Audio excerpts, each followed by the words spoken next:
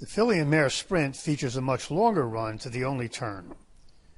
With another giant field, ground loss will come into play, but here it's more about running styles and rider tendencies and post position. CC has basically been the same filly at 4, 5, and 6 right up to her last 2 races. Those were her worst 2 consecutive efforts in 3 years. And while it's possible she has one more good one left, it's the end of the year and possibly of her career.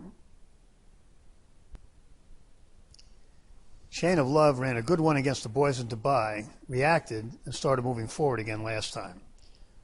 When the Japanese put one of their horses on a plane, they usually run their race, making this one a borderline contender. Echo Zulu came out running as a 2-year-old, but didn't get a step faster for over a year when she came back off a layoff with a big new top. Okay, here it is, and we were shocked too. 2/3 of Asmussen's Kentucky Breeders' Cup dirt horses have run X's. Echo Zulu needs a new top just to contend here, and she is far more likely to bounce. Edgeway ran 2 big ones, but did it 18 months ago. Since then, she's been solid but not as good, and while she could always run back to her best, it seems unlikely. Frank's Rocket has been significantly better this year at age 5, with her last 3 good enough to get a piece of this and possibly win if the race collapses, which it might. Mott is one guy whose horses have performed well in these races, and with good rest, we expect Frank's Rocket to run well. Goodnight Olive clearly has soundness issues, but has run well when she shows up. Unsound horses usually run well fresh, and then less so as they get further into campaigns.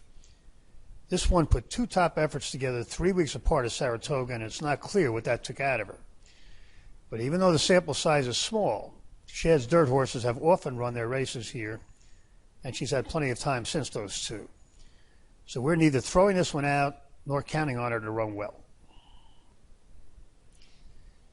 Lady Rocket shows 2 enormous figures. The first came late last year, and it took 9 months for her to do it again last time out.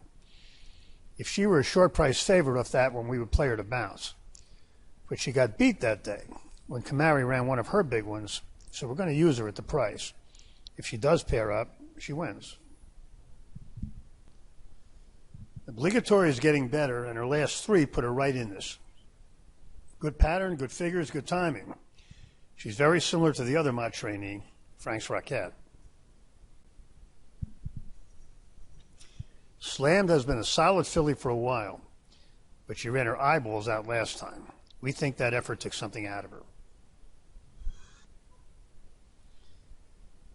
The bottom line in this one is that sometimes it's not who you like, but who you don't like.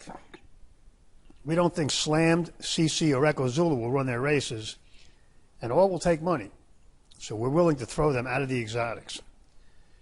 The 2 we think will run well are Frank's Rocket and Obligatory, and what they do will tell us something about the rest of the Mott runners.